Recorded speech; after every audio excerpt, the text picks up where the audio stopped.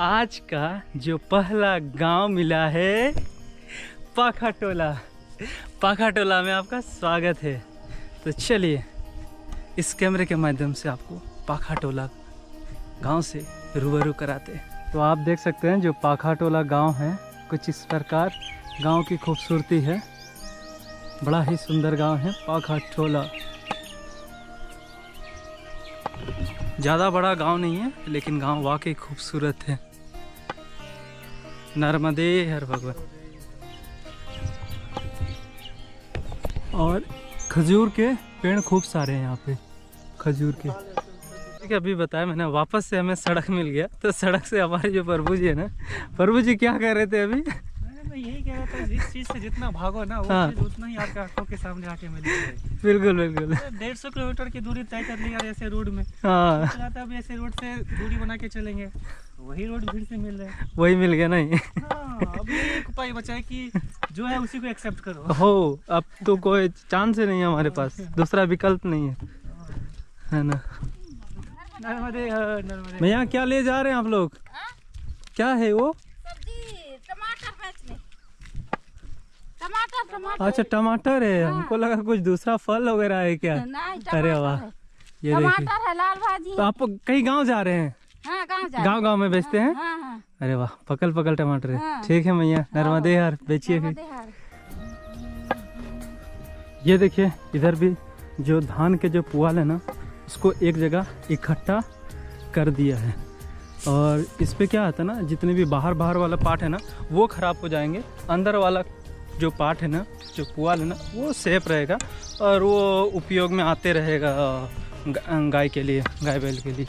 तो ऐसा कुछ इकट्ठा करके रखते हैं। नर्मदे हर भगवान। ये कौन सा गांव है? चंचलपुर, कंचनपुर, कंचनपुर गांव है।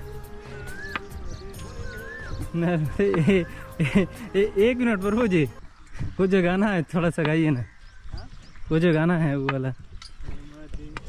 मेरे दिल रुक जा। हाँ बोल। मेरे दिल में बसते शंकर। क्या नाम है आपका? दीपक। दीपक जी को नर्मदे हर, दीपक जी को नर्मदे हर, करे कंचनपुर में नर्मदे हर। कहाँ से आए आप? कुछ हाँ, झारखंड से। झारखंड से आए हुए हैं और नर्मदे हर कह रहे हैं, आपको भी नर्मदे हर, नर्मदे। आप सभी को नर्मदे हर। बड़ा आनंद आता है ये वाला संगीत। तो हमारे जो प्रभु जी हैं, जिन्होंने माँ नर्मदा परिक्रमा की जितने भी गांव के नाम आपको 1 मिनट में बोल दिया था, उन्होंने ये हमें संगीत सुनाया है। ठीक पहले बिल्कुल, वो टेंट वाले प्रभु जी है ना, जो टेंट में यात्रा कर रहे हैं। का बात अलग है। बात बाकी ऐसे संत महान आत्मा सिद्ध पुरुष से मिलाते रहेंगे, साधु संतों से मुलाकात होते रहेगी, मैया का किनारा का दर्शन कराते रहेंगे, गांव का दर्शन कराते रहेंगे। निसंदेह मार्ग में जो भी पड़ेगा सब कुछ आपको दर्शन कराएंगे, जो भी हम देखेंगे। ये देखिए इधर से होकर आ रहे हैं और रास्ता दूर दूर तक ऐसे ही दिख रहा है, खराब रास्ता है। यहाँ पे एक छोटा सा पुल बनाया था, पता नहीं पुल भी किस अंदाज से बनाया था कि पुल ही धंस गया है। ये देखिए यहाँ पे कुछ जो बबुल के जो डाली है ना, उसको डाल दिया गया है। भाई चेतावनी है, आप आराम से चलाएं, नहीं तो उस गड्ढे में घुस जाएंगे आप सीधे। बताओ, भारत के इंजीनियर का कमाल। छोटा सा पुलिया नहीं टिकता है यार। ऐसे न जाने कितनों क्षेत्र में ऐसे ही हुआ है, पूरा पुल ढह गया है, छोटा छोटा पुलिया ही ख़त्म हो गया है, टिक ही नहीं पाता है यार। पता नहीं कौन सा मटेरियल डालता है। फिलहाल इधर का जो दृश्य है कुछ ऐसा है। ये देखिए इस रास्ते से आ रहे थे, यहाँ पे 2 रास्ता मिल गया। एक यहाँ पे भी चुनरी दिया हुआ, वहाँ पे भी 2-4 घर है, यहाँ पे पूछ लेते हैं इनसे।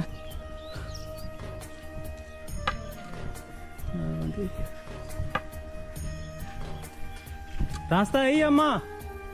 रास्ता यही है जी? नर्मदे जी माँ नर्मदे यार।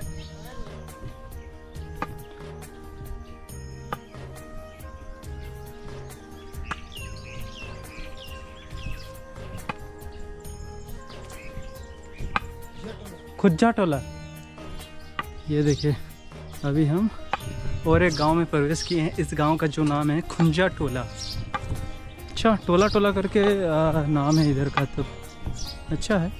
ये देखिए कितना सुंदर तरीके से घिराव किया हुआ है। इस गांव से होकर वापस से हम कच्चा वाला रास्ता को पकड़ के मैया के किनारे होते हुए आगे की ओर चलेंगे।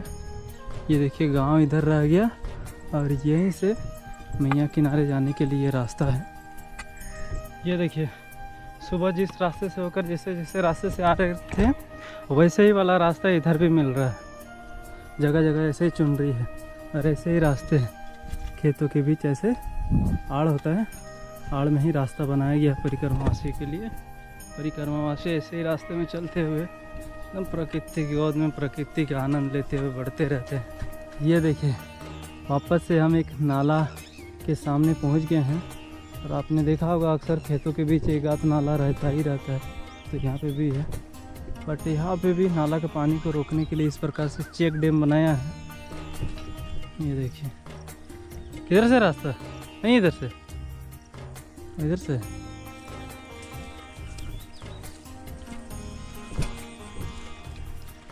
ये देखिए नाला में थोड़ा थोड़ा पानी बह रहा है। और ये देखिए सिंचाई करने के लिए इधर मोटर लगाया गया है। किसी ने मोटर लगाया है खेतों में सिंचाई करने के लिए। खेतों की फसल को सिंचाई करने के लिए। ये देखिए नहीं घुस गया क्या घाव पे ही?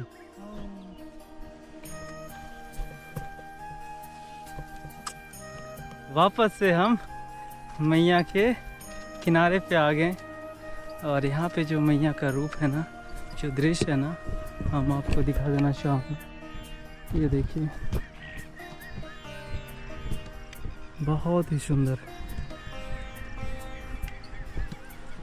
काफ़ी सारे चट्टानें यहाँ पे।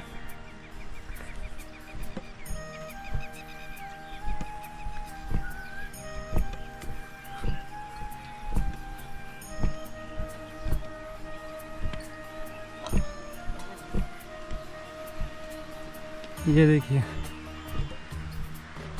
फाइनल दृश्य कुछ ऐसा है।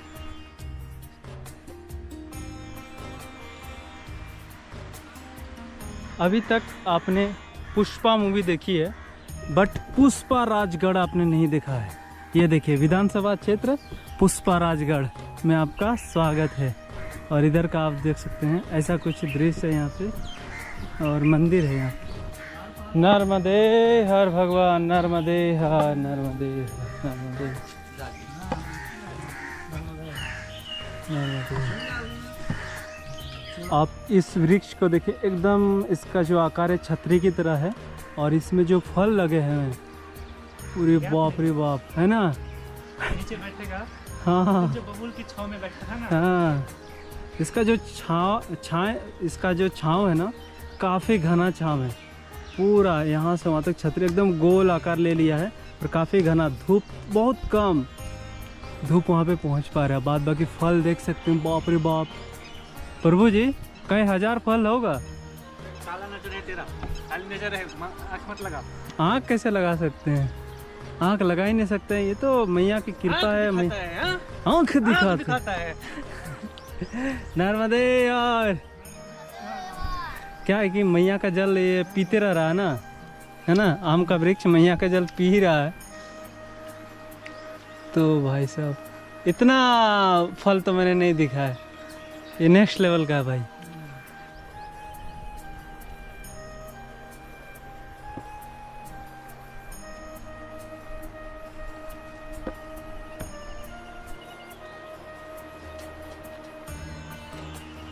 जब हमने अमरकंटक में शुरुआत किया था और धीरे धीरे आगे की ओर बढ़ रहे थे, तो मैया का बढ़ते हुए रूप को हम देख रहे हैं। जब हम रत्ना सागर से अमरकंटक की ओर जा रहे हैं, तो जो मैया का रूप है ना, धीरे धीरे छोटा होते जा रहा है। और इधर तो और थोड़ा कम टाइम में ज़्यादा छोटा होते हुए देखेंगे। ये देखिए यहाँ पे कुछ ऐसा देखा, कुछ किलोमीटर के बाद और थोड़ा सा छोटा देखिए। इधर ठीक है, इधर रास्ता ठीक है चलने लायक किनारे पे।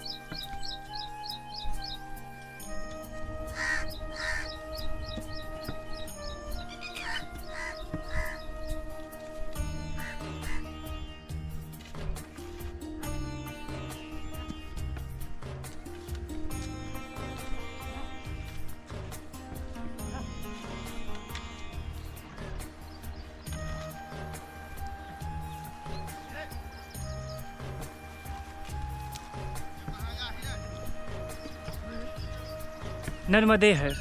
आप में से बहुत से लोग ऐसे होंगे जो हमारी इस यात्रा का अभिन्न हिस्सा रहे, हमारे साथ यात्राएं की एक सह परिक्रमावासी के तौर पर।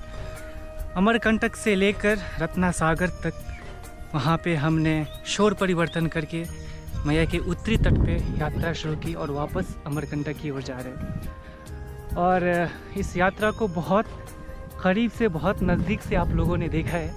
अभी मैं दिखाऊं तो यहीं से हमारी यात्रा की शुरुआत हुई थी, कुछ ऐसा ही मैया का बाल रूप। और आगे बढ़ते बढ़ते मैया के अलग अलग स्वरूप को आपने देखा। कहीं पे मैया रेतीले सतह से होकर गुजरी, तो कहीं पहाड़ों के हिस्से को चूमती हुई आगे की ओर बढ़ी, तो कहीं पर घने जंगलों के बीच से। मैं ऐसा इसीलिए कह रहा हूँ कि हम लोग इससे क्या सीख सकते हैं। हम लोग कुदरत से, नेचर से, प्रकृति से, यूनिवर्स से क्या सीख सकते हैं। ये जो डाइवर्सिटी है ना, ये जो भिन्नताएं हैं ना, यही ज़िंदगी की खूबसूरती है। और ईश्वर भी चाहता है कि हम इस खूबसूरती का आनंद लें। शायद इसीलिए उन्होंने कहीं पर घने जंगल बनाए, तो कहीं खुले मैदान बनाए, कहीं उन्होंने पहाड़ बनाए, तो कहीं झरने, कहीं अलग अलग सतहें बनाई। तो कई बार हम क्या करते हैं ना, किसी एक चीज़ से खुद को बांध लेते हैं। और जो ये विविधताएं हैं, जिसको डाइवर्सिटी बोलते हैं हम, इसको हम लोग बहुत प्यार से, खुले दिल से एक्सेप्ट नहीं कर पाते। हमने इसी वीडियो में शुरुआत में बात भी की थी, जब आप किसी चीज़ को एक्सेप्ट करते हैं तो आप उसकी खूबसूरती को आनंद लेते हैं और उसे एज अ प्रॉब्लम आप नहीं देखते हैं। वही चीज़ है, कई बार हम अलग अलग चीज़ों को लेकर, फिर वो भाषाएं हो या लोगों का रहन सहन हो, रीति रिवाज हो या धर्म हो, को लेकर कुछ चीज़ें दूसरों के ऊपर में थोपना शुरू कर देते हैं कि हम ऐसा करते हैं तो वो भी ऐसा करें। ये तो ईश्वर भी नहीं चाहते। ईश्वर भी चाहते हैं कि हर कोई अपनी ज़िंदगी को एक स्वतंत्र आधार पर ही, पूरी आज़ादी से ही जिए और अपने तरीके से ज़िंदगी का आनंद ले। अगर ऐसा ना होता तो ईश्वर ने ये सारी रचनाएं ही ना की होती। हम कई बार भाषाओं को लेकर लोगों के बीच में एक एक नफ़रत सी पैदा कर लेते हैं। वो अलग अलग आधार पे हो सकती है।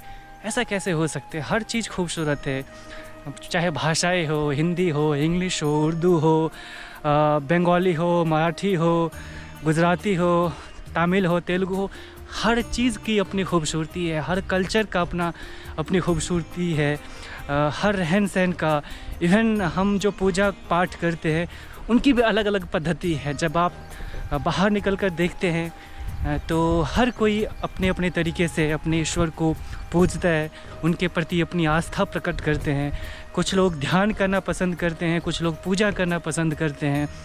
तो पूजा करने वाले ये नहीं बोल सकते कि ध्यान करना सही नहीं है या इससे आप ईश्वर के कैसे करीब आएंगे। ठीक वैसे ही वो नहीं, ऐसा नहीं कह सकते।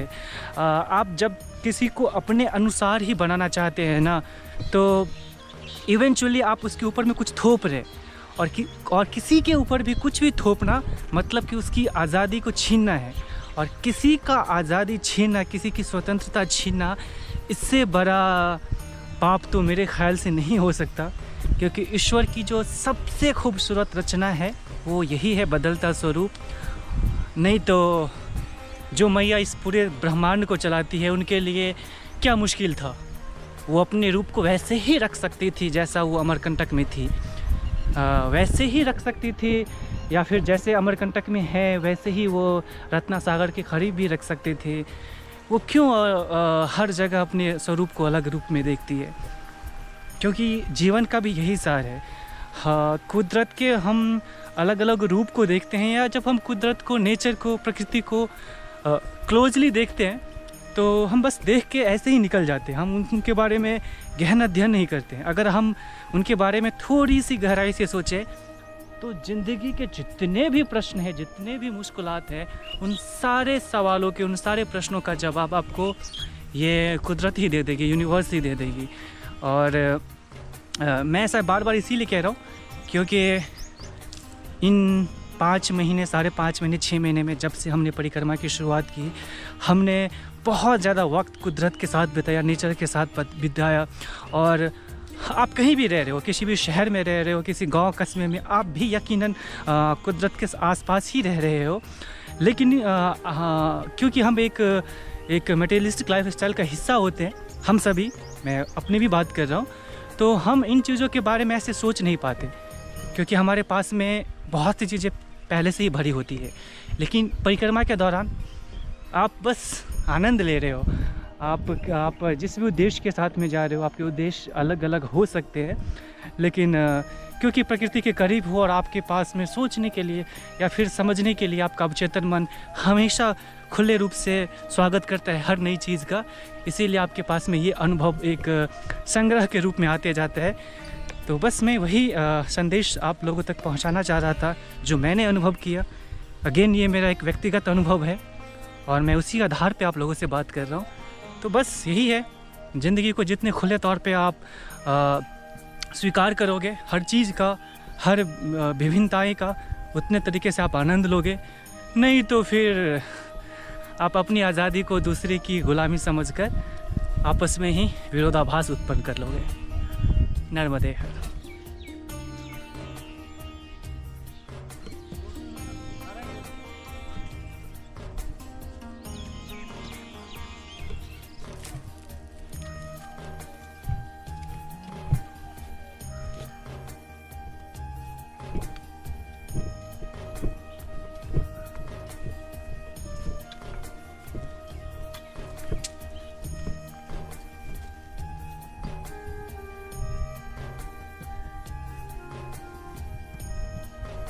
थोड़ा सा रास्ता में कन्फ्यूजन होते जा रहे हैं हम कि जाना किधर से, सही मार्ग किधर से है। शायद मेरे ख्याल से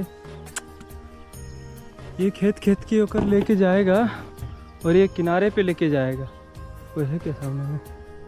नर्मदे और अरे नहीं,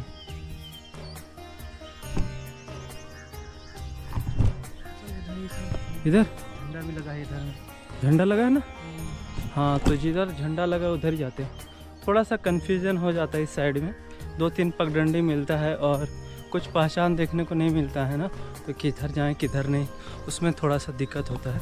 लेकिन दूर एक झंडा जैसा दिख रहा है हमें, तो उसी को संकेत मानते हुए हम आगे की ओर बढ़ रहे हैं।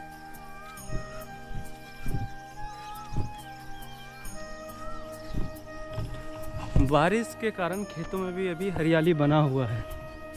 ये देखिए, ये अच्छा है। हम तो यही है, हम यही चाहते हैं। हम भगवान से दुआ भी यही करते थे जब घर में रहते थे ना।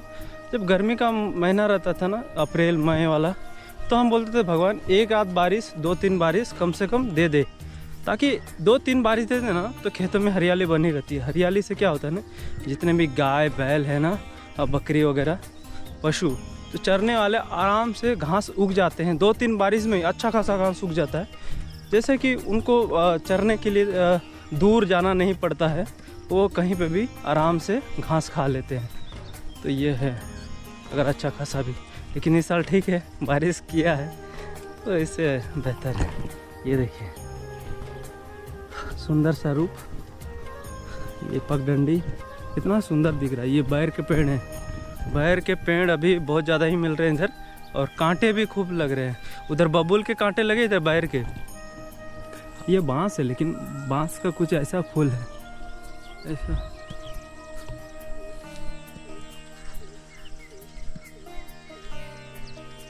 पक्षियों की आवाज़ आप सुनते रहिए।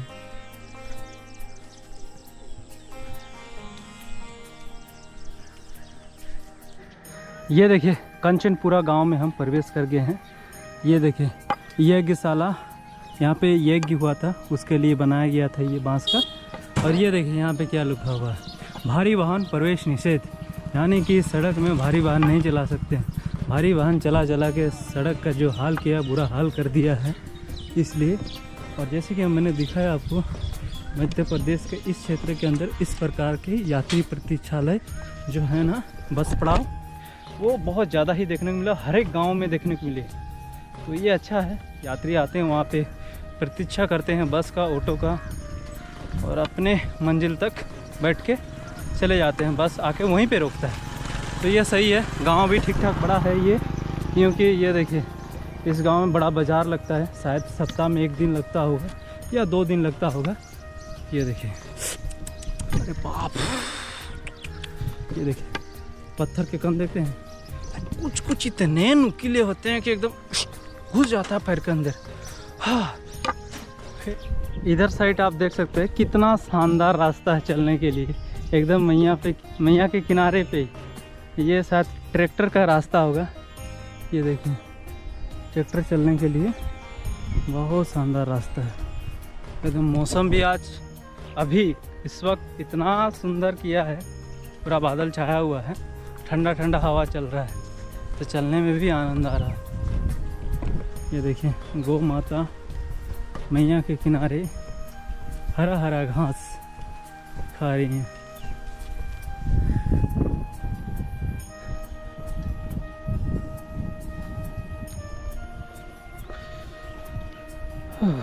अभी हम दमेहड़ी गांव के मैया तट के किनारे पे पहुंच गए हैं। ये देखिए मैया का जो दृश्य है यहाँ पे कुछ ऐसा दिखाई दे रहा है। और दमेहड़ी गांव में एक मैया तट के किनारे ये घाट बनाया गया है। जो गांव का दृश्य कुछ इस प्रकार है मैया तट के किनारे पे। ये देखिए, और यहीं पे आश्रम की व्यवस्था है। तो अभी दोपहर का विश्राम और भोजन प्रसादी इसी आश्रम से ग्रहण कर लेंगे, फिर आगे का आगे देखा जाएगा।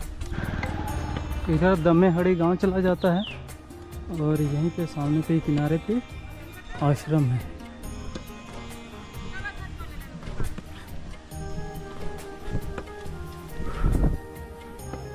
कुछ ऐसा दृश्य है।